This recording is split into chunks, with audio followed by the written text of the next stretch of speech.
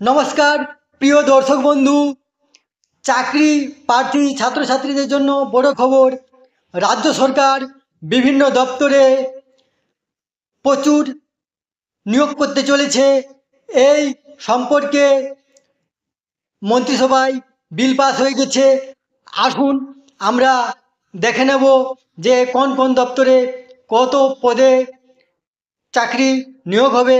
তার আগে আপনারা অবশ্যই আমার চ্যানেলটি সাবস্ক্রাইব করে নেবেন এবং সবার আগে ভিডিওর নোটিফিকেশান পাওয়ার জন্য সামনের যে বেল আইকন আছে সেখানে প্রেস করে নোটিফিকেশান অল করে রাখবেন। আসুন দেখুন পত্রিকাতে কী লিখেছে। রাজ্যে চাকরি তথা নিয়োগ নিয়ে একাধিক বেনিয়মের অভিযোগ উঠেছে। বিশেষত শিক্ষাক্ষেত্রে দুর্নীতির বিস্তর অভিযোগ উঠেছে। আর এবার ভোট শেষ হওয়ার পর নিয়োগের খবর সামনে এলো। নতুন করে নিয়োগ হবে একাধিক দপ্তরে। ভোটের পরে চাকরি প্রার্থীদের জন্য সুখবর। কয়েকশো শূন্য পদে নিয়োগ করবে রাজ্য সরকার। আজ বুধবার নবান্নে ছিল মন্ত্রিসভার বৈঠক। সেই বৈঠকে একাধিক দপ্তরে নিয়োগের সিদ্ধান্ত নেওয়া হয়েছে বলে সূত্রের খবর। বিভিন্ন দপ্তরে মোট 552টি নতুন পদে চাকরি দেওয়ার সিদ্ধান্ত গ্রহণ করেছে রাজ্য মন্ত্রিসভা।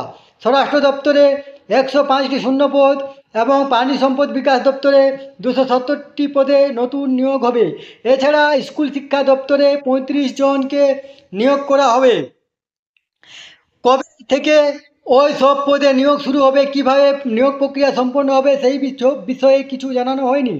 লোকসভা নির্বাচনের পর দফায় দফায় বৈঠকে বসেছেন মুখ্যমন্ত্রী মমতা বন্দ্যোপাধ্যায়। প্রশাসনিক বৈঠকের পাশাপাশি আলাদাভাবে পুরসভাগুলিকে নিয়ে বৈঠকে ডেকেছিলেন মমতা। বুধবারের মন্ত্রিসভার বৈঠকেও ছিল অত্যন্ত গুরুত্বপূর্ণ। তবে সেখানে ঠিক কী আলোচনা হলো তা সে বিষয়ে স্পষ্টভাবে কিছু জানা যায়নি। এদিন লোকসভার ফলাফলে ইস্যু নিয়েও আলোচনা হয়েছে বলে সূত্রের খবর। জানা গিয়েছে যেসব জায়গায় ফল খারাপ হয়েছে সেই সব এলাকার মন্ত্রীদের নাম ধরে ধরে আলোচনা করেছেন মুখ্যমন্ত্রী। মানুষের পাশে থেকে কাজ করার পরামর্শ দিয়েছেন তিনি। এই তথ্যটি আপনার সাথে শেয়ার করলাম। সুস্থ থাকবেন, ভালো থাকবেন, ধন্যবাদ।